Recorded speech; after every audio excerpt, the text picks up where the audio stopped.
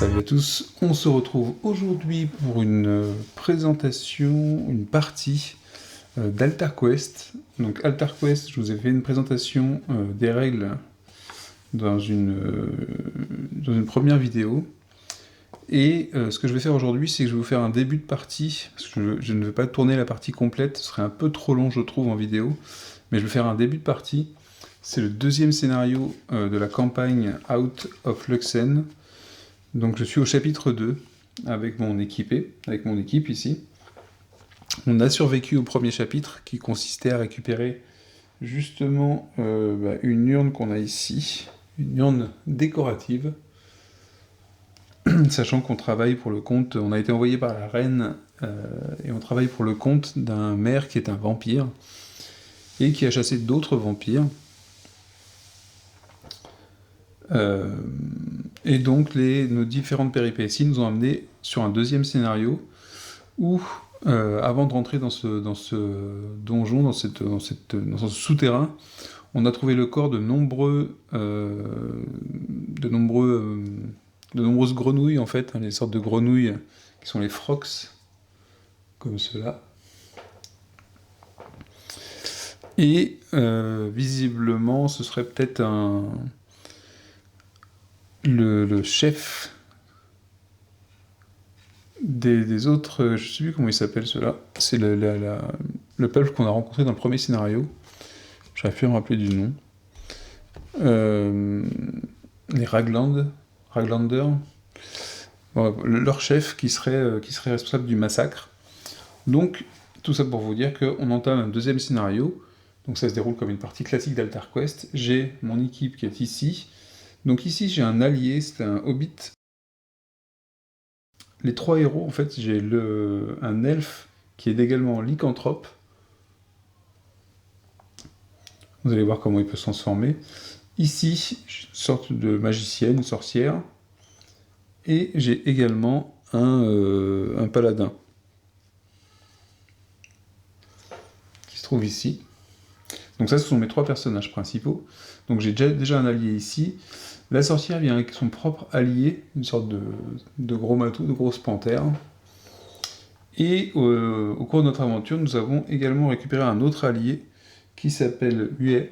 On l'a rencontré au début en ville, et il nous suit depuis ce moment-là. La partie, après, je ne vais pas rentrer dans le détail de l'histoire, puisque de toute façon le scénario en lui-même et le déroulement sont basés sur un groupe d'ennemis communs. Ici ce seront les Frox, un boss, ici ce sera Gert, et le scénario qui sera The Cleansing, qui va viser à purifier l'altar, donc l'autel que l'on trouvera. Donc ici le scénario nous indique que si le vilain est battu, à ce moment-là l'altar sera comment on dit, purifié, et les héros gagneront la partie. Mais on ne peut pas faire subir de dégâts aux vilains tant qu'il y a des copies de pierres d'altar en jeu. Or, dans la mise en place du jeu, chaque héros reçoit une pierre d'altar sur lequel on place un pion de quête. Donc ça, c'est le pion de quête, et ça, ce sont les pierres d'altar qu'on a récupérées. Donc déjà, ça veut dire qu'il va falloir s'en débarrasser. Donc ça nous fait ça nous dit comment on fait le setup du jeu. Et donc il va falloir trouver un moyen de se débarrasser de ces pierres d'altar. Puisqu'on peut se débarrasser de la pierre d'altar que si on n'a plus de points de quête dessus. Donc, à voir comment on va pouvoir faire ça. On va prendre le tour de jeu classique. Tous les héros vont jouer. Et ensuite, ce sera au tour, on retournera les fiches de héros. Donc on fait le tour de héros. Ensuite, on aura la phase de menace. Donc ça veut dire que chaque héros activera c'est les ennemis qui sont dans son aire de jeu. On choisira l'ordre de résolution. Ensuite, on fera le tour du vilain. Donc c'est d'activer sa carte vilain et de piocher une carte vilain. Donc ici, vous ne savez pas le voir, je vais expliquer comment j'ai fait la mise en place. Et enfin, on aura le tour de quête où on active les cartes de quête qui sont déposées. Alors, comment le setup que j'ai fait, vous allez pouvoir voir la progression des personnages. Ici, volontairement, j'ai mis que la partie supérieure de mon setup, en dessous, j'ai toutes les cartes de mes personnages. Ce que je ferai, c'est quand j'utiliserai les cartes, de temps en temps, je vous montrerai les cartes que j'utilise, pour vous dire, voilà, j'utilise telle compétence. Comme ça, ce sera visible pour vous, mais ça ne prend pas de place sur la vidéo. Ici, cette bande va me servir à mettre les ennemis en face de chaque personnage. Donc j'ai un personnage ici, hein, j'ai Lenson Pines ici, mon lycanthrope, mon elfe lycanthrope. Gwendel qui est ici, la sorcière. Et Gavin Ulrich qui se trouve complètement à droite. Donc vous allez quand même voir en fait chaque personnage, et vous allez pouvoir voir chaque aire de jeu avec ses ennemis. En plus, vous allez pouvoir voir les pierres d'altar qui sont ici. Le groupe de héros, je vais essayer de le faire partir comme ça, histoire qu'on puisse le voir toujours en jeu. Si besoin, j'utiliserai une caméra supplémentaire pour filmer le groupe de personnages si si c'est difficile. À droite, j'ai les ennemis qui vont pouvoir rentrer en jeu. Et encore plus à droite, donc j'ai ma zone pour le vilain. La carte de rappel du fonctionnement des Frox. Et la carte de quête. Donc ça va s'étaler sur la droite, vous ne le verrez pas, mais je vous montrerai les cartes au fur et à mesure. Donc les Frox, puisqu'on va revenir, donc c'est notre ennemi commun, c'est les ennemis qu'on va rencontrer, qui seront dans nos zones menaces dès qu'on va ouvrir des pièces. Ils utilisent les marqueurs de menace. Donc les marqueurs de menace, si j'arrive à les récupérer, ce sont ceux-là. Ils vont nous mettre des marqueurs de menace à chaque fois qu'ils vont nous faire une blessure au minimum. Donc dès qu'un personnage souffre, prend une blessure, d'une carte de menace, évidemment, et pas d'autres cartes, ce personnage récupère un marqueur de menace. Et qu'est-ce que ça fait ce marqueur de menace? Dès qu'on va vouloir se soigner, contre un soin de 1, on va devoir dépenser un point de menace. Donc ça va prendre le pas, ça va nous ralentir la guérison en fait. Je pense que vous voyez bien les personnages ici, les cases sur lesquelles ils vont se déplacer, donc on va commencer tout de suite cette partie. Alors comme dans beaucoup de scénarios, j'ai placé l'escalier ici, plus pour la vidéo que par intérêt ludique.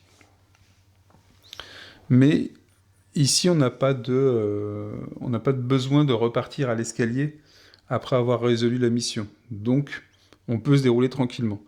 J'avais fait une mission déjà où je devais revenir sur l'escalier. Donc c'était plus intéressant d'avoir un escalier central et de tourner autour. C'est aussi un avantage du jeu de pouvoir choisir son point d'arrivée. Et c'est une partie stratégique aussi. Donc si on doit commencer, on va faire avancer notre... Qu'est-ce qu'on va faire avancer? L'elfe. Et d'ailleurs, il faut d'abord que je tire les main cartes de chaque personnage, c'est 4 cartes. Donc ça fait un petit moment que j'ai pas joué à Altar Quest, normalement je me souviens bien des règles.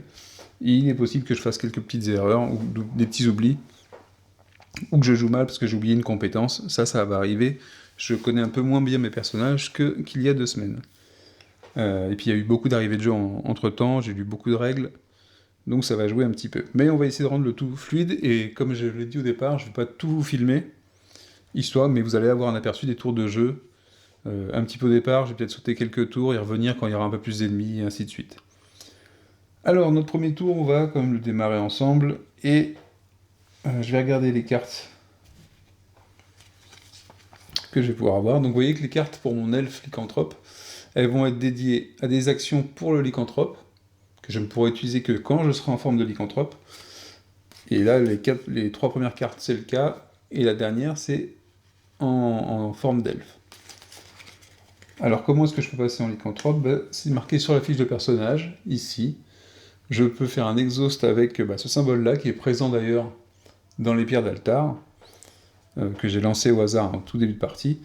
Ça me fait prendre un dégât, quand même, et je retourne la carte. Et à ce moment-là, je passe en mode lycanthrope, je suis beaucoup plus balèze, et c'est assez intéressant quand il y a des combats au corps à corps à faire.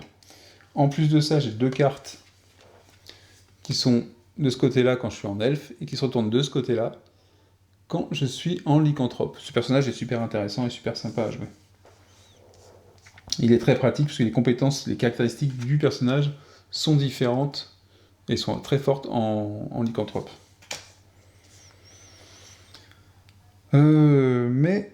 Mais un personnage qui est assez intéressant aussi, c'est mon paladin, parce qu'il a en allié le Hobbit, qui lui se déplace quand il est... donc un allié, ça permet de remplacer un personnage joueur. Il a un peu moins de fonctionnalité, il est un peu moins fort. Donc il a moins de points de vie aussi. Et en fait, sa seule action, c'est qu'on peut faire un exhaust, donc on utilise la carte, on la penche, et on peut faire l'action qui est marquée ici.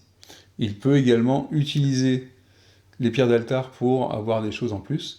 Par contre, c'est un allié qui ne peut pas utiliser, au niveau des dés, le focus. Donc le focus, je le rappelle, c'est ce petit symbole-là, qui permet de transformer, d'avoir des pions de focus, et de les utiliser pour remplacer un focus par un succès. Donc là, les alliés ne peuvent pas utiliser ce genre de mécanique. Alors, est-ce que je fais ouvrir la porte au Hobbit, histoire que mon héros puisse rentrer dans la pièce? Il faut faire attention dans Altar Quest, c'est que quand on découvre une pièce, on sait où à placer les différents éléments de décor. C'est là où il y a sur une des cases où il y a les 4 les flèches, et que les monstres arrivent par des trous qui sont... Alors du coup ici, ce sera ici, l'ennemi arrive d'ici, donc il n'est pas trop proche de cette porte-là. Et ici, il va arriver par ici, l'ennemi. Donc en fonction des arrivées d'ennemis, on va plus ou moins envoyer tel ou tel personnage, histoire d'être en contact rapidement avec l'ennemi, et de pouvoir le latter le plus rapidement possible avant qu'il ne puisse faire son tour. Et bon, ce qu'on va faire, c'est qu'on va commencer par cette zone-là, puisque l'altar est ici, les ennemis sont ici, donc c'est pas trop mal, on va quand même pouvoir s'y associer. Alors, je vais jouer mon paladin. Donc ici, sur chacune des fiches de perso, j'ai mes points d'activation. J'ai le droit à 3 actions. Les 3 actions, ce sont celles qui sont marquées comme étant actions et qui sont ici sur ma fiche de personnage. Tout le reste n'est pas une action. Donc tout le reste ne nécessite pas de points d'action. Donc le déplacement. Mais avant de faire mon déplacement, ce que je vais faire, c'est que je vais envoyer mon Hobbit. Donc le Hobbit, 1, 2, 1, 2, il va pouvoir se déplacer de 6 cases, voilà. Le Hobbit, je vais l'utiliser, il se déplace de 6 cases. 1, 2. Ici, avant de faire ces 4 mouvements restants, il va ouvrir la porte. Donc on ouvre la porte, c'est très simple. On ouvre la porte, hop, on place une porte, et on va installer la pièce, puisqu'on découvre la pièce. En fait, c'est le mouvement d'ouverture de porte qui révèle la pièce. Quand on révèle une pièce, on suit certaines étapes. Donc on suit, la première étape, c'est qu'on découvre la feature cards, qui est en fait l'élément de décor qui compose la pièce. Ici, on a la fontaine de bénédiction. La voici.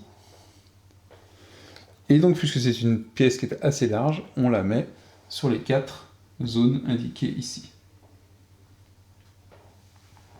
Cette carte rejoint les cartes quêtes qui sont disponibles. Ça veut dire que elle s'activera, la phase d'activation de cette carte sera dans la phase de quête, donc dans la dernière phase automatisée du tour qu'on trouve ici, hein, à la fin, le quest turn, le tour de quête. Donc je l'ajoute à mes cartes complètement à droite. Alors évidemment, il y a des actions possibles d'interaction avec cette carte, on les verra après. Une fois qu'on a fait ça, on doit piocher une carte quête. Donc je prends une carte quête, hop, et je la révèle. Cursed Query. Alors, donc apparemment, il y a des morceaux de pierre qui sont tombés, quelle que soit la chose qui était en train d'être creusée, apparemment, on cherchait quelque chose de valeur. Peut-être une pièce de l'altar, peut-être trouvée parmi ces pierres. Alors, quand c'est révélé, quand cette carte est révélée, on attache cette carte à la feature de cette pièce. Donc, on va attacher cette carte à ma fontaine, d'accord? C'est près de la fontaine qu'on trouve cela. Et il y a une fonction d'activation qui arrivera donc uniquement dans la phase de quête de notre tour de jeu. Un héros adjacent à cette carte pourra faire un test de 3, donc c'est pourra, c'est pas obligatoire. Un test de... alors c'est de fortitude, non pas de fortitude, de might, c'est la force physique, de 3, en gagnant un dé en plus. Alors si la Heavy Altar Stone, je l'ai pas encore celle-là, j'en ai mais j'ai pas celle-là. Ah si, Heavy Altar Stone, je l'ai. Ah, j'avais pas vu j'avais pas fait attention, parce que c'est marqué en noir sur fond marron. Vous l'avez ici. Chez Altarstone qu'on voit très bien, mais le Heavy, le mot-clé, il est en noir ici. Donc j'ai Heavy Altarstone sur une de mes cartes. Donc ça, on peut faire le test si on a cette pierre-là. Donc je vais pouvoir envoyer mon paladin faire ce test. Ah oui, mes pierres sont dans ma threat area. Je les ai mis sous contrôle, ce n'est pas le cas. Donc ça veut dire qu'en faisant ça, je vais pouvoir récupérer une carte d'altar, une Altarstone dans mon jeu, dans mon aire de jeu. Une fois qu'on a fait ça, on va tirer, donc on a notre zone de menace qui est déjà commencée avec l'Altarstone. On va commencer par commencer à tirer une carte de menace, donc chez les Frogs, pour chaque héros. Et je dis bien chaque héros, c'est pas pour chaque personnage, mais c'est pour chaque héros. Donc je vais en tirer 3. Les monstres qui apparaîtront potentiellement dans la salle seront placés à partir du trou qui se trouve ici. C'est un trou noir, c'est craquelé dans le sol. C'est la seule zone de spawn en fait de chaque salle, il y en a une dans chaque salle. Donc ça va venir ici. Si c'est déjà pris, ben on placera autour comme on a envie.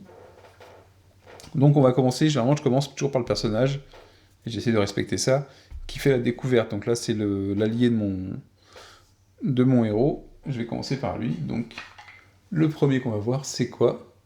Alors, c'est un Frogling Swarm, donc ça ne correspond pas à une figurine, c'est une carte de menace, avec un essaim de grenouille en fait. Donc on met cette carte dans la zone de menace. On pourra utiliser un focus pour défausser cette carte. Sinon, il y aura un effet d'activation. Et potentiellement, avec cette goutte dans les pierres d'altar, un effet supplémentaire de 1 dégât. Donc il faudrait penser à l'enlever. Pour l'instant, j'ai pas de token de focus. Donc le pion de focus, je ne pourrais pas le faire tout de suite. Ensuite, personnage suivant, donc je vais passer à lui. Donc lui, il a un Frogsbox Monster, donc on le met ici, et on va chercher la fiche de l'ennemi en vert. Et ça va correspondre à celui-ci. Et donc on le met sur la première zone, c'est où il y a le petit craquement ici. Et enfin, pour ma sorcière, un Bogmonster également, mais rouge. J'espère que j'ai mélangé mes cartes. Donc je vais le placer ici aussi. Je peux normalement terminer mon tour ici. Donc j'ai encore 4 mouvements. Et sur mon allié, ce que je peux faire, c'est enchaîner avec une attaque. Et mon allié peut enchaîner avec une attaque, s'il peut le faire, ou alors choisir un autre ou bien choisir quelqu'un qui est dans le range, donc le range de l'attaque ou de l'autre action c'est 4. Et ce que je peux faire à ce moment-là, et pour le déplacer de deux zones. Alors là je suis pas super intéressé parce que mon paladin peut pas se déplacer juste devant la porte. Je pourrais le rapprocher ici éventuellement pour qu'après il puisse se déplacer de 1, 2, 3, 4, de quelques mouvements.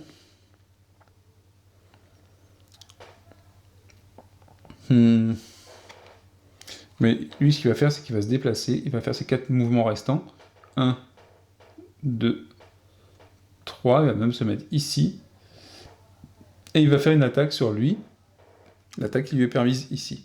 Donc l'attaque, elle est marquée avec du vert, ça veut dire qu'on utilise cette caractéristique ici, qui est, je crois que c'est l'agilité. Et il est marqué 3, donc je vais lancer 3D. Donc 3D d'Altar Quest, avec les succès, les focus et tout. Mais je ne peux pas utiliser les focus, et je ne peux pas gagner de focus non plus avec ces dés-là. Donc j'ai que 3D. J'ai une distance de 4, et j'attaque le premier qui se trouve ici.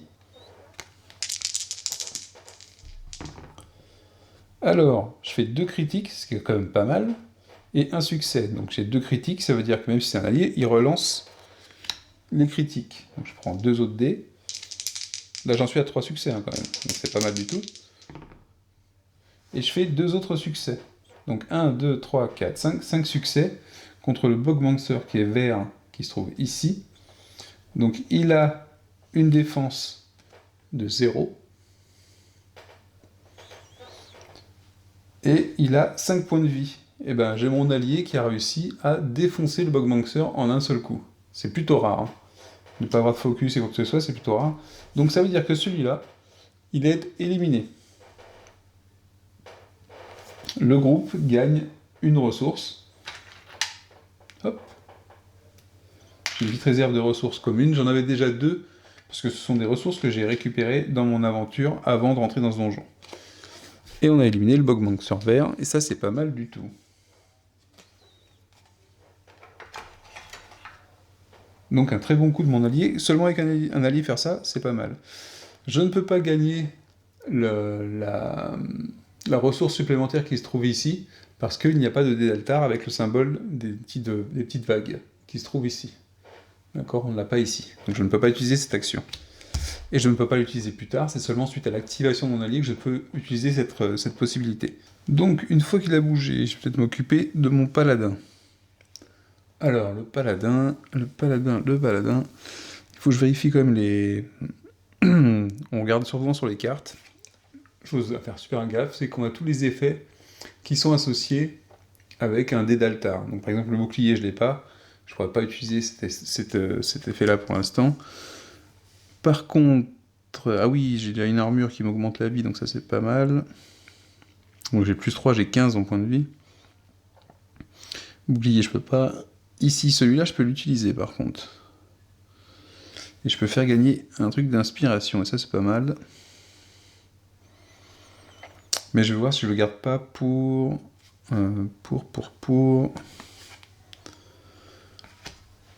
alors par contre, le déplacement d'un héros, c'est beaucoup plus long. Hein. C'est 3 cases, donc c'est 1, 2, 3, j'arrive devant. 1, 2, 3 pour arriver au contact. Donc c'est un peu plus chaud. Et il faut que je regarde les cartes de mon personnage aussi. Donc forcément, c'est un jeu de cartes, hein, c'est un dungeon crawler, mais on est surtout sur un jeu de cartes pour Altar Quest. Ça veut dire que quand on ne connaît pas encore les cartes ou quand on ne se rappelle plus, il faut se replonger un peu dedans pour savoir ce qu'on peut faire. Donc j'ai le Sacred Ground qui me permet de faire une recherche dans la pièce qui serait ici. Alors les recherches, ça sert à quoi? Ça sert à gagner des cartes, des search cards, sur lesquelles on a des équipements supplémentaires, souvent des potions, des choses comme ça, mais également des ressources. Et les ressources, c'est utile, parce qu'une ressource, je peux la dépenser avant de jeter un dé, par exemple, pour avoir un dé supplémentaire à utiliser. On peut également se soigner avec des ressources, pour soigner 2 points de vie, je crois, par ressource. Si je ne dis pas de bêtises, c'est ça. 2 points de vie pour une ressource. Donc c'est pas mal aussi. Donc le dévoté de leader, ça me permet de faire gagner des points d'inspiration. Alors les points d'inspiration, je sais pas ce que j'en ai fait. Les points d'inspiration, ce sont ceux-là. C'est associé à mon personnage, ça me permet de faire des effets sur les autres personnages à côté. Et c'est assez sympa aussi, ça peut être des dégâts en moins, des dégâts en plus. C'est assez cool. Donc ce qu'on va faire, c'est qu'on va faire 1, 2, 3, 4, 5, 6. Donc je peux dépenser 2 actions pour me déplacer. Donc je dépense 2 tokens que je mets sur la face épuisé. Ça veut dire que je fais le déplacement en une seule fois. 1, 2, 3, 4, 5, 6. Je suis à ce moment-là au contact d'un ennemi. Donc l'ennemi n'est pas forcément dans ma zone de menace.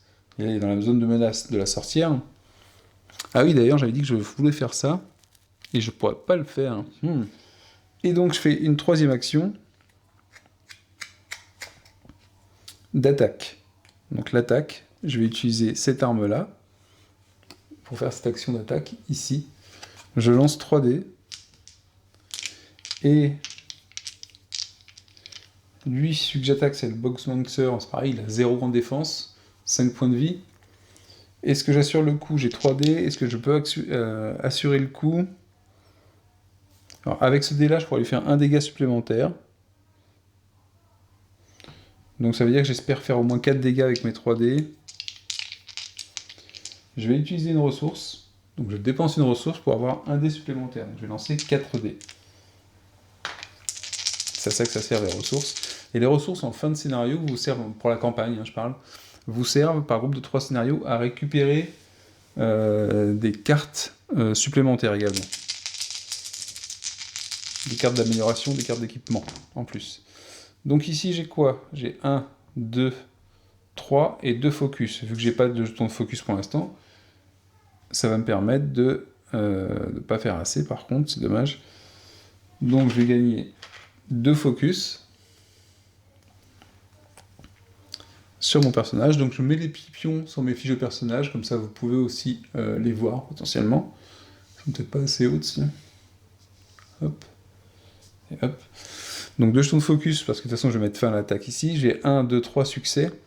3 succès, ça fait que 3 points de dégâts, puisqu'il n'a pas de protection, donc ça lui fait 3 de dégâts.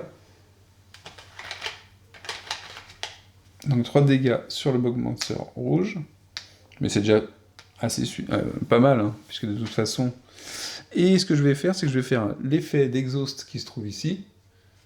Donc exhaust, c'est-à-dire que j'exhauste la carte, mais les actions sont toujours disponibles si j'avais envie.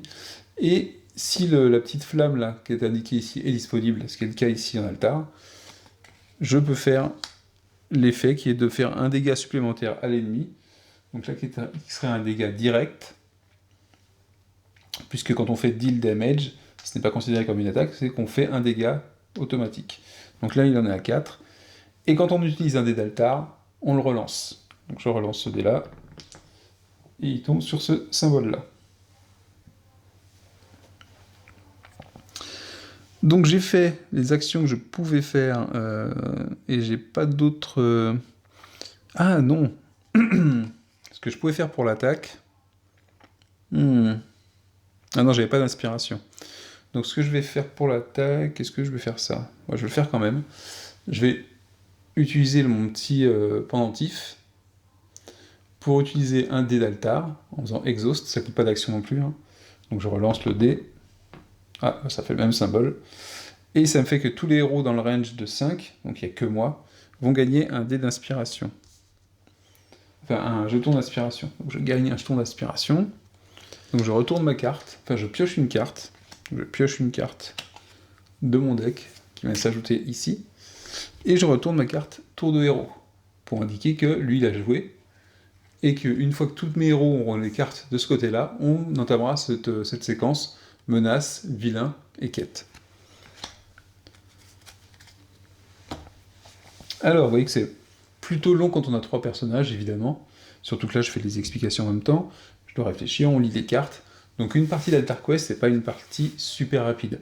Peut-être à plusieurs joueurs si chacun joue un seul personnage, ou alors si on joue un seul personnage avec deux alliés. Mais voilà.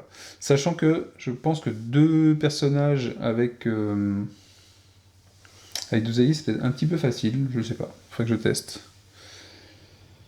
Moi j'aime bien avoir plusieurs personnages pour le choix des actions. Alors ensuite, qu'est-ce qu'on va faire? Donc on a le choix, on peut soit aller dans cette pièce-là. D'ailleurs, j'ai pas mis mon personnage à côté de l'altar, de la feature ici, alors qu'il en aurait besoin au moment de l'activation. Parce que les autres, ils n'ont pas une Heavy Altar Stone.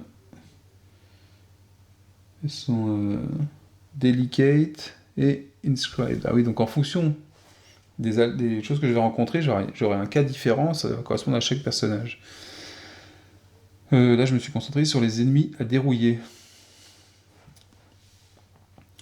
Donc ce qu'on peut faire, on a le choix. Ici, on sait qu'il n'y a qu'un seul ennemi. Ça devrait aller. On ne devrait pas être mis trop en danger. Sauf si on doit tirer des cartes menaces pendant les phases supplémentaires après. Mais ça veut dire aussi qu'on peut aller éventuellement explorer une autre pièce ici. Étant donné qu'il y a une entrée par là, on pourrait facilement se rejoindre, il n'y a pas de problème. Les ennemis ne peuvent pas passer par des portes qui sont fermées, d'accord?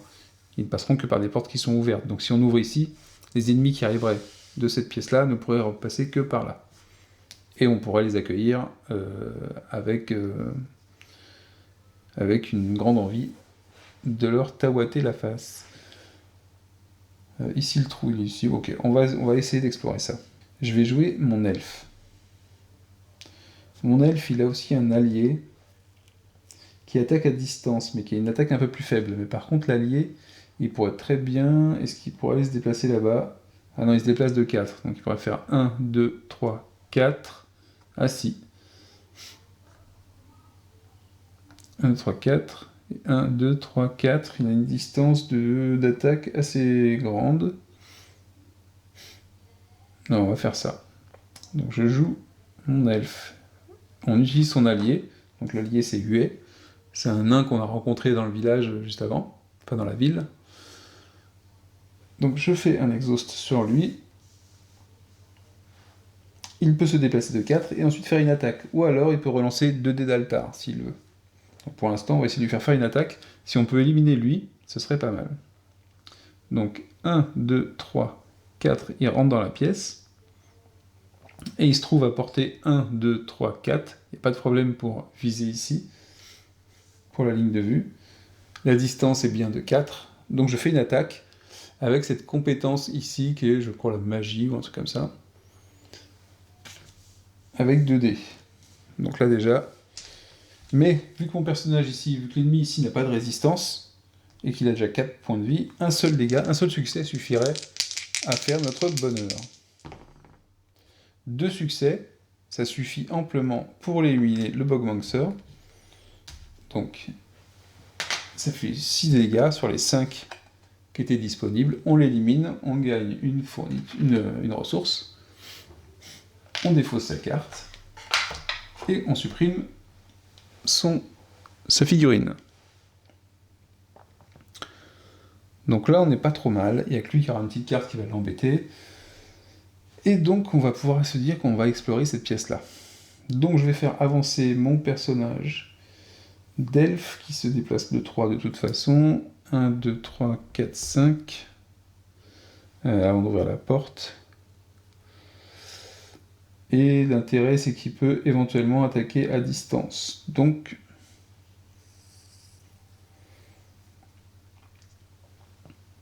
ce serait pas mal.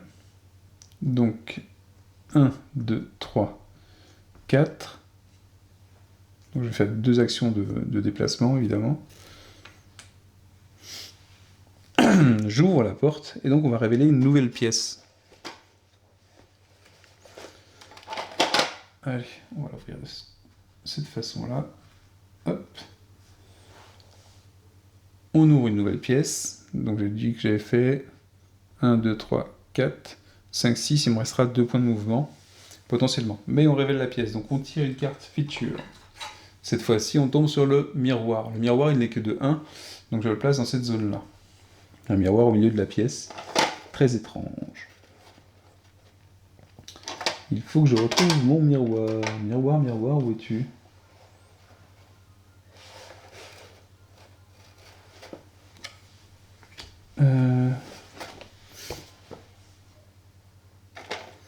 Donc on ne peut révéler qu'une pièce par héros. Je ne peux pas révéler 2 pièces avec le même héros, par exemple. Voilà le miroir qu'on place ici.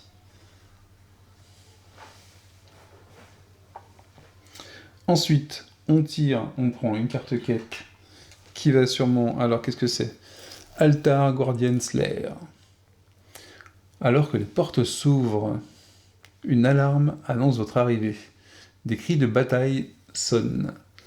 Enfin, résonnent plutôt. Une forme...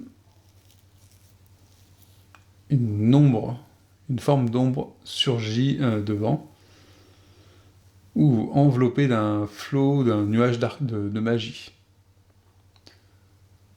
Qu'est-ce que c'est que ça qui m'arrive là ? J'aime bien, c'est quand on découvre ces cartes-là, on se dit, mais qu'est-ce qui va m'arriver ensuite ? Alors, vous avez entendu que les altars choisissent de temps en temps des suivants pour les servir, tels les gardiens personnels, s'assurant que aucun héros un peu fou ne vienne les purifier. Il semble que l'on ait trouvé un de ces gardiens. Alors, quand on le révèle, le héros actif, donc c'est mon elfe, pioche une carte lurker, et on associe cette carte au lurker. Donc le lurker, ce sont des monstres errants.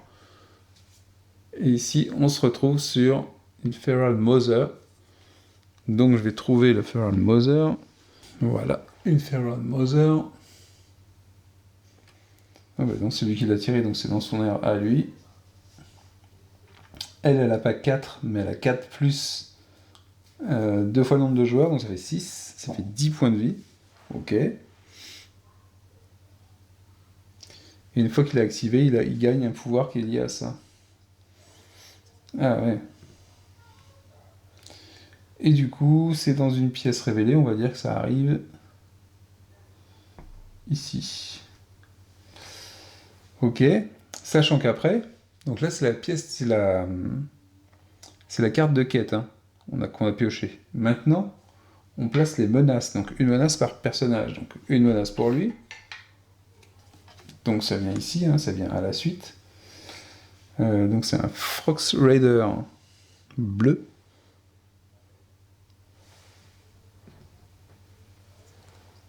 Hop, nous y voici. Que l'on place ici aussi. Ensuite une carte pour les suivants. Un Fox Raider, mais c'est le vert cette fois-ci. Donc c'est toujours dans la pièce révélée. Et enfin le dernier, c'est un Frox Muxlinger bleu qui vient pour lui. Donc, eh bien c'est décidément, on est bien. On est bien, on est bien. Donc il me restait 2 points. Alors est-ce que je l'ai fait? Parce que d'ici, je peux attaquer. Je suis pas obligé de faire mon mouvement. Hein. Je peux attaquer. J'ai la vue sur eux. Et ils ont la vue sur moi. Parce que je suis sur une des 2 zones qui sont de part et d'autre de la porte. Si jamais j'étais une case ici, ils ne pourraient pas me voir et me taper dessus directement. Il y en a 2 qui sont en attaque de mêlée, un à distance, et elle attaque au contact aussi. Donc les cartes, j'ai pas mal de cartes de loup-garou. Je peux utiliser ça, ce qui éviterait qu'ils l'utilisent eux, pour me transformer en loup-garou en prenant un dégât. Je termine mon mouvement de 3. C'est un risque. Et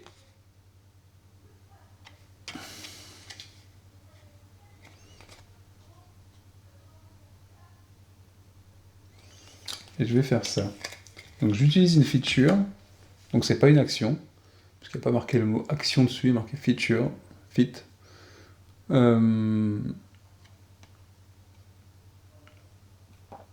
Pour chaque succès, donc c'est un test avec la sagesse, je crois, où je lance 2 dés.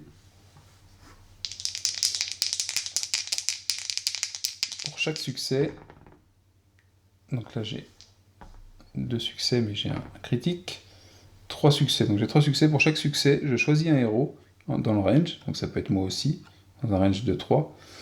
Et pour soit soigner de 1 ou gagner un focus. Donc je vais gagner 3 focus comme ça, parce que je gagne pour chacun de mes succès. Donc ça me fait 3 focus. On est limité à 5 hein, focus. Je ne peux pas activer l'effet avec les vagues ici, donc cette carte est défaussée après son utilisation. Je vais faire Exhaust avec ça, qui va me permettre de lancer ce dé-là, parce que je l'utilise, et prendre un dégât sur mon personnage, et retourner cette carte et me transformer en loup-garou. Donc puisque la carte, j'ai fait un exhaust dessus pour le transformer en loup-garou, quand elle se retourne, elle reste exhaust, hein, bien sûr. Faut pas déconner. Par contre, mon personnage, attention. Ouh. On est comme ça maintenant. On rigole plus. Alors pourquoi je fais ça? Parce que j'ai pas mal de cartes qui sont associées au loup-garou. Et notamment à une que j'avais pas fait attention, qui était bien sympa, qui sont des cartes qui ne sont pas des cartes d'action, donc je pourrais utiliser en faisant un test pour chaque succès, un test en agilité où j'ai 2. En faisant un test, pour chaque succès, je peux me déplacer de 1. Ce qui me permettrait de me mettre ici, près de cette, près du miroir mystique. Vous voyez que les cartes, hein, tant que c'est pas des actions, là il me reste une action en plus, mais je peux très bien faire pas mal de choses avec toutes les cartes, en plus des 3 actions. On n'est vraiment pas limité par les 3 actions. Parfois c'est contraignant, mais pas tout le temps. Donc là je teste 2. Je vais lancer 2 dés, parce que j'ai 2 en agilité, sous forme de loup-garou. J'ai 2 succès. 2 succès, donc je peux me déplacer de 2. Donc je vais faire 1, 2, ce qui me permet d'être au contact de tous ces gens-là. Ça va d'une part empêcher ceux qui sont au contact d'aller plus loin dans la pièce, de pouvoir approcher après ma sorcière ici et pouvoir attaquer à distance potentiellement, et d'envoyer son chat. Vous allez voir ça dans pas longtemps. Au départ, je pensais faire une attaque avec celle-là, mais je vais faire l'attaque... Ah oui, j'ai oublié de retourner ma carte de loup. Donc je vais faire une attaque, j'utilise une action pour faire une attaque avec mes griffes. Donc vous voyez que l'attaque, là, ici, elle prend en compte la caractéristique rouge, might, et c'est indiqué que si j'avais une arme en plus sous cette carte, qui serait l'arme de l'elfe, je gagnerais un dé en plus. Donc là, j'ai 3 dés. Je vais utiliser une ressource pour avoir un dé en plus. Ouais, je peux attaquer les autres, parce que la Feral Mother, alors comment est-ce qu'on regarde ça? Comment est-ce que les monstres vont attaquer? Ils ont un effet d'inflict, qui est le cas en orange, et moi j'ai 3 dés pour la caractéristique orange, ce qui fait que je suis potentiellement protégé, je suis pas trop mal quoi en face d'elle. Et il n'y a plus les symboles qu'elle pourrait utiliser en plus, donc c'est pas mal. Par contre ça va m'embêter pour les minions qui sont là. Il faut que je fasse quelque chose pour les changer. Alors pour l'instant je lance mes 4 dés, 3 dés de caractéristiques plus 1 de bonus parce que j'ai dépensé une ressource. Et je vais attaquer, donc j'ai dit que j'allais attaquer, peut-être pas la Feral Mother, mais... qui est-ce que je pourrais latter du premier coup, presque? Je vais prendre de lui, le bleu là, qui se trouve ici. Ou même pas, alors, le vert. Putain. Donc j'ai un critique, 2 succès, un focus. Le focus, je peux utiliser un jeton pour le remplacer par un succès. C'est ce que je fais. Donc le focus devient un succès. J'ai un critique, donc je vais relancer un dé supplémentaire qui me donne un succès. Donc j'ai 1, 2, 3, 4, 5. Lui, en protection, il a 1. Donc je déduis ces 1 de mes touches. Ça fait qu'il reste 4 touches. Ça lui fait donc 4 points de dégâts. Ce qui est un bon coup de griffe quand même déjà. À voir si... je peux pas lui faire plus de choses, ça c'est embêtant. J'ai sur mon pendentif, vous voyez que c'est ça côté elfe, côté loup, c'est toujours le même pendentif, c'est que je peux faire, donc j'avais le choix, je pouvais faire celle-là si j'avais ce petit symbole-là pour améliorer mon attaque, sinon je peux faire exhaust la carte pour relancer 2 dés d'altar. Donc c'est ce que je vais faire, je vais relancer 2 dés d'altar et je vais prendre ceux-là. Ça évitera que eux ils puissent déclencher quelque chose en plus, en espérant que ça change de symbole.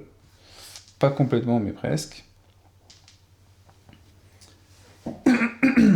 Alors, ce qui est cool, c'est que vu que j'ai changé les 2 dés d'altar, j'ai un bouclier qui est arrivé ici.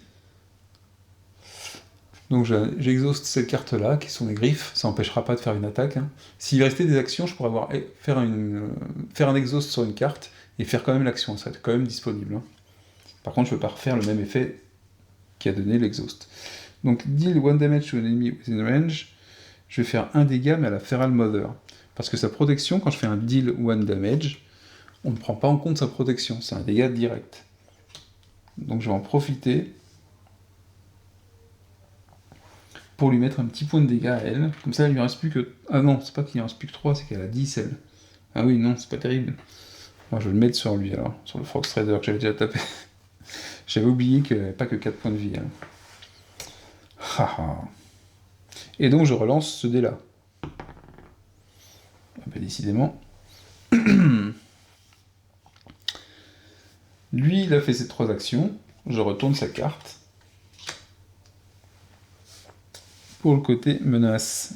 Et il me reste donc ma sorcière, Gwendel, et son chat, qui vont pouvoir faire quelque chose. Avant ça, il faut que je pioche une carte. J'oublie souvent de piocher des cartes en fin de tour. Quand on est dans l'action, on oublie. Alors, je vais faire ce truc-là. Donc ça, c'est une carte un peu spéciale. Loyal Guardian, c'est une action. Ongoing, ça veut dire que je joue cette carte sur un personnage qui est dans la distance. Mais je vais le mettre sur moi. Ça me compte comme une action. Et elle reste dans mon aire de jeu. Alors si je fais un use, ça veut dire que je vais défausser la carte. Mais ça me permettra de me protéger au cas où. Et je peux faire quand même un exhaust en dépensant un dé comme ça, ce qui est marqué en bas de la carte, petit symbole. Ça me permettra de relancer un dé, ah merde, pas de chance, et de gagner un focus. On n'a jamais assez de focus. Alors du coup, je suis un peu short en mouvement, ça m'embête. J'aurais bien envoyé Loxley aider le loup-garou. Donc je vais faire cette action-là, une deuxième action. Putain, les dés d'altar, c'est pas notre truc là aujourd'hui. Donc je dépense une deuxième action, mais ça veut dire que je vais être très loin. Hein. De toute façon, 1, 2, 3, 4, 5, 6. J'aurais pas de ligne de vue sur eux. Hein. J'ai mon loup-garou, il va se trouver un peu tout seul sur ce tour-là. Alors je fais une action, je vais faire cette carte-là qui me permet de faire un search. Mais je n'ai pas d'altar, je peux pas faire de search là où je suis. Donc non, c'est pas bon. Donc je me déplace. 1, 2, 3. Je vais pas faire un super truc avec ma sorcière ce tour-ci. Et il me reste un tour, je vais me refaire 1, 2, 3. 1, 2, 3. Ça, je rentre dans la pièce. Ensuite, je peux activer Loxley pour lui faire un déplacer de 5. 1, 2, 3, 4, 5. Il est juste derrière moi. Mais il peut pas faire d'attaque. De toute façon, il n'a pas le symbole qu'il faut en altar. Il faudra une flamme. Par contre, ça, je peux faire ça. J'ai une action. J'ai plus d'action ici. Hein. Mais par contre, j'ai une feat. Une compétence qui me permet de faire un test. Alors, un test et j'ai 2 dés. Donc, je lance mes 2 dés. Test en move, là.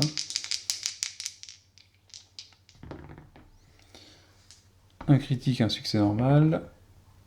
Ça fait 3 succès. Donc, pour chaque succès, je peux déplacer un ennemi en range, donc un ennemi qui est à 4, et Loxley de 1 espace chacun.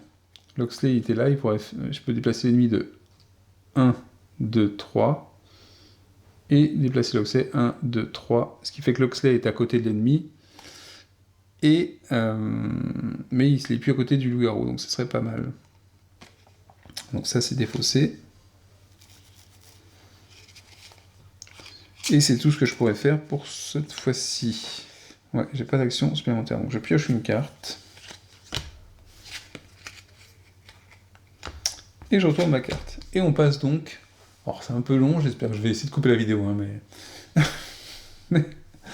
on n'en est qu'à un seul tour de jeu. C'est vrai que ça peut être super long. Mais je trouve que les tours de jeu sont super intéressants. On a plein de choix à faire. Et c'est ce que j'aime bien dans le jeu. Alors, on passe à la phase de menace. Donc là, on choisit, donc c'est la threat turn, on choisit quelle phase de menace on active, parce qu'on peut choisir l'ordre. Et parfois, l'ordre est super important en fonction des effets des différentes cartes et des présences des dés d'altar. Par exemple, si je choisis d'utiliser les Frox, ici, de toute façon, toutes les cartes de Frox utilisent ça pour m'emmerder. Donc on va commencer par cette zone-là. Donc on active chaque carte de gauche à droite dans chaque zone de menace des personnages. Donc on va commencer par lui. L'Altar Stone Activate, on fait tous les effets Activate. Donc on place un Quest Token sur ça. Ok, ça en fait 2. Et l'effet Exhaust, c'est seulement si on contrôle la carte. Ensuite on passe à la Feral Mother qui a ses 10 points de vie. Activate Engage. Donc Engage, elle est déjà Engage avec un ennemi. Donc elle ne fait pas plus d'Engage. Elle fait un Inflict 5, ça veut dire qu'elle fait une attaque de 5. Inflict est de couleur orange, ça veut dire que moi, ma défense va utiliser la capacité orange de mon personnage, qui est la fortitude 2. Donc j'ai 3 dés. Là aussi, si je veux, je peux utiliser une ressource pour me protéger.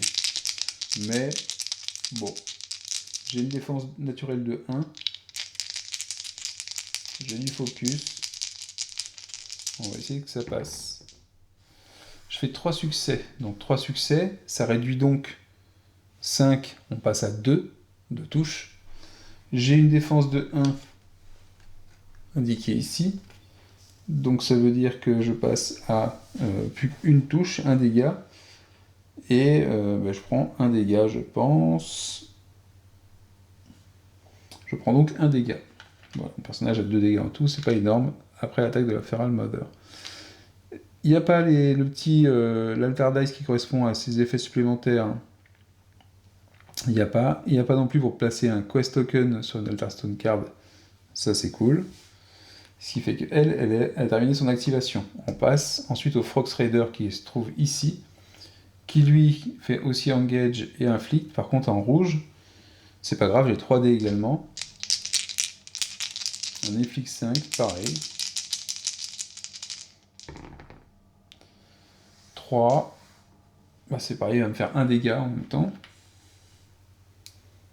Je suis à 3 dégâts sur mon loup-garou. Et par contre, lui, il a un effet qui se déclenche avec ce petit altar, hein, ici. Il y a l'effet, c'est ce symbole-là. Donc il fait Engage, il est déjà engagé avec moi. Et il fait Inflict 4, donc c'est la même attaque, enfin c'est une attaque sur le orange. Donc en même temps, on relance ce dé-là. Que ce soit nous,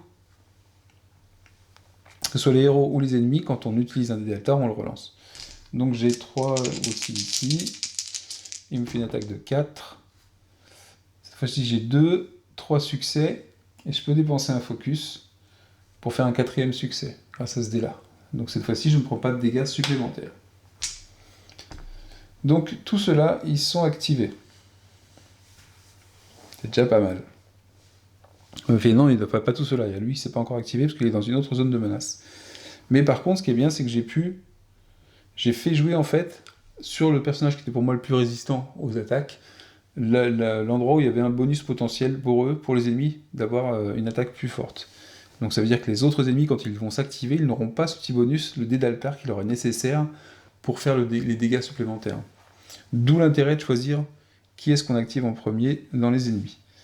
Quelle zone de menace on active. Par contre, une fois qu'on a choisi, on fait toute la zone de menace. Lui, il a plus qu'un point de vie, hein, quand même. Donc ensuite, qu'est-ce que j'active ? Je vais activer cette zone-là. Donc ici, on place un marqueur de quête sur la pierre d'altar. Ici, activé. Donc c'est celui-là qui s'active. Donc il est au contact d'un personnage, donc il est déjà engage. Il fait un inflict 5 sur Loxley qui a 2 dés rouges. Et une résistance de 1.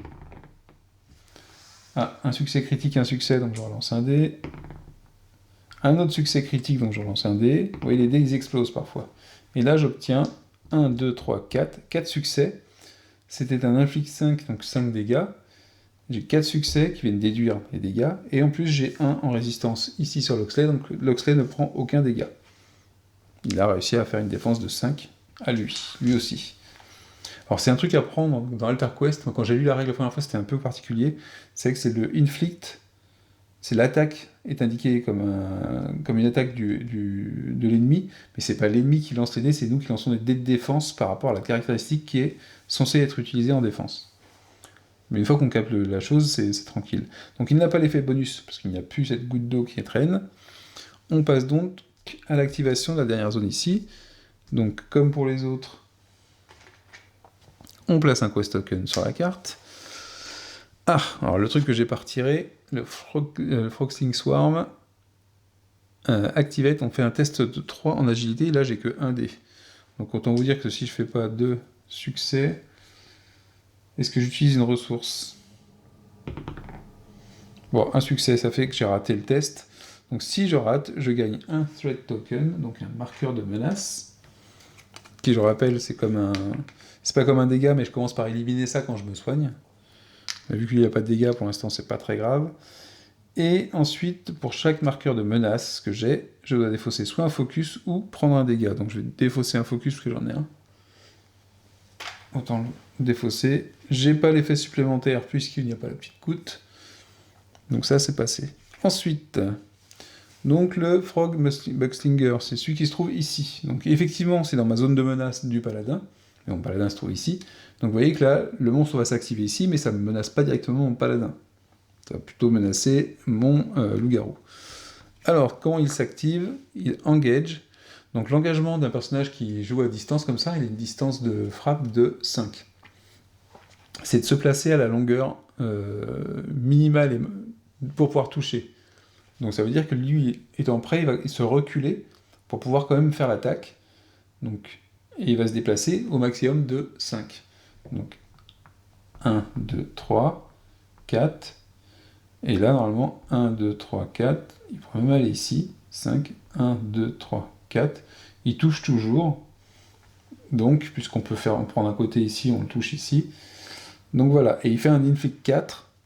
Donc mon loup-garou en agilité, il a 2 dés, donc c'est sa défense. Je viens de penser à un truc. J'ai oublié sur le loup-garou, étant donné que j'ai pris des dégâts. Et j'ai pris des dégâts par des minions qui étaient ici. Donc j'ai dû en prendre par 2 minions.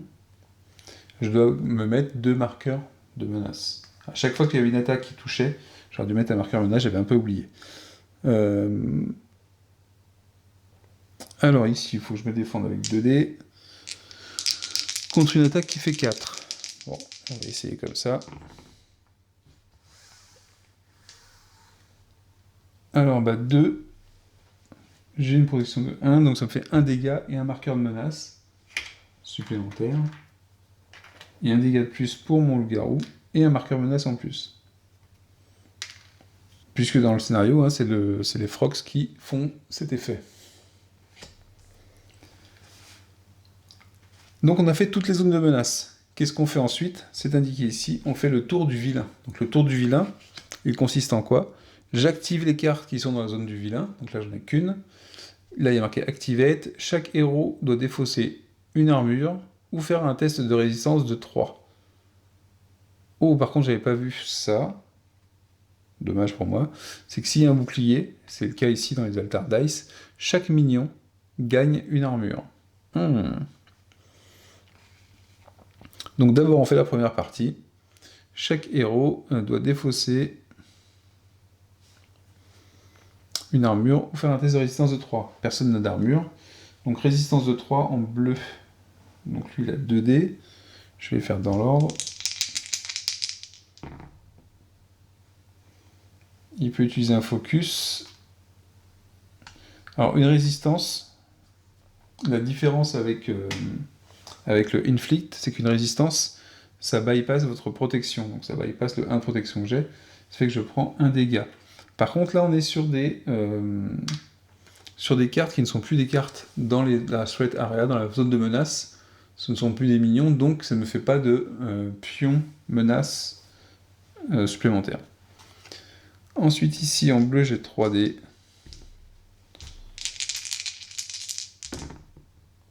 J'ai 3 donc j'ai pas de dégâts. La résistance de 3 est ok. Et lui il a 2 dés.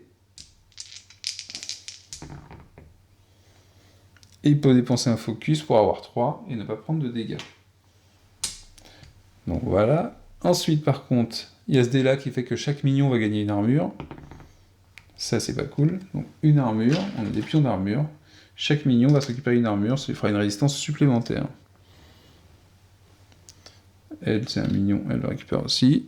Lui c'est un minion, il le récupère aussi.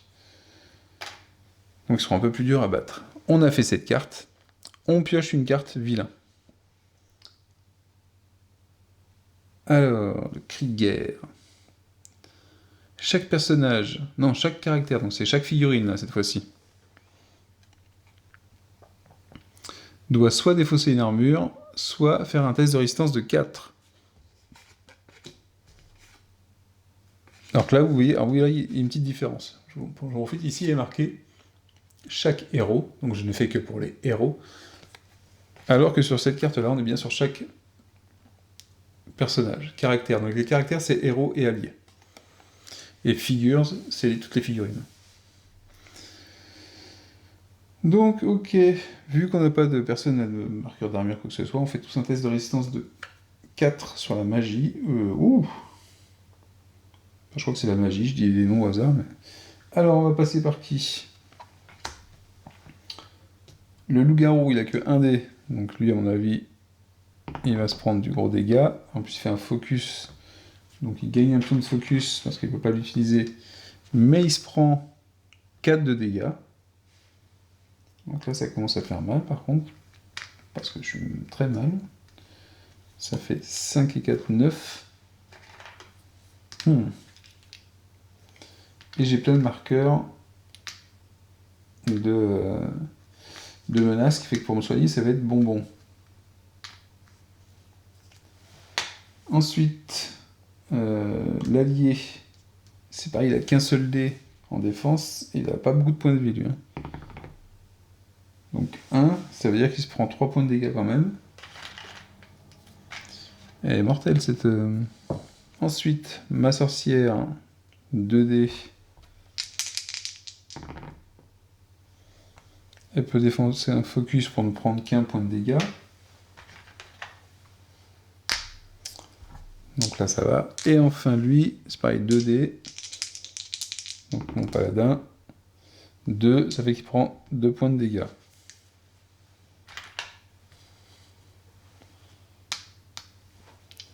Toujours sans points de menace supplémentaires, de pions de menace, parce que ce ne sont pas les attaques des minions. Ouh, et donc par contre cette carte après est défaussée. Sachant que, si jamais je vide mon deck de boss, du vilain, quand il n'y a plus de cartes et que je dois piocher une, bah à ce moment-là le vilain apparaît dans la partie. On a fait la phase de vilain, il faut faire la phase de quête. Et on aura terminé notre premier tour, et je pense que j'arrêterai cette première vidéo à cet endroit-là. Le cleansing, donc en termes d'activation, chaque héros avec une copie d'une Altar Stone, ce qui est le cas un peu de tous nos personnages pour l'instant, doit faire un test de résistance de 3. Alors, par contre, c'est sur le petit croissant de lune, là. Ou piocher une carte lurker, ce qui veut dire qu'elle ajoute des monstres dans le donjon. Ah oui, si jamais on contrôlait une Altar Stone, comme on devrait le faire si jamais on la récupère en enlevant les tokens qui sont dessus, on se prendrait un minion. Les minions de notre zone, s'il y en avait, s'activeraient. Waouh! Il est dur ce scénario. Donc, on va faire un résiste 3 pour l'instant, avec le croissant de lune. Donc, c'est que les héros, en espérant que je ne vais pas perdre mon loup-garou, qui est pas trop mal. Il est à. Je suis à 3. J'ai une armure de plate, donc ça me donne des trucs en plus. Je suis à 15 points de vie et j'ai déjà 9 dégâts. Ok. Ok. Et il a que 1 croissant de lune. Oh lolololo. Et si je tire un lurker, il va arriver ici. Allez, on va prendre un lurker. Tant pis. Et on fait arriver un Raglin Burner. Donc c'est un Ragland dans ma zone, dans la zone de, donc, du loup-garou, qui commence à être chargé. On va chercher un Raglander. Alors.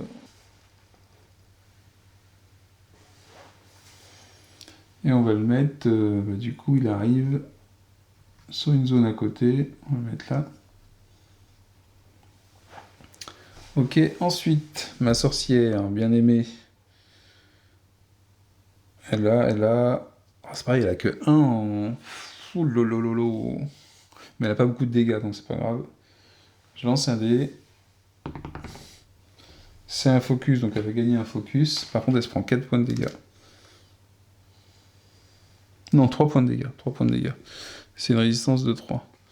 Donc, 3 points de dégâts. Ok, et le dernier, il a 2 dés.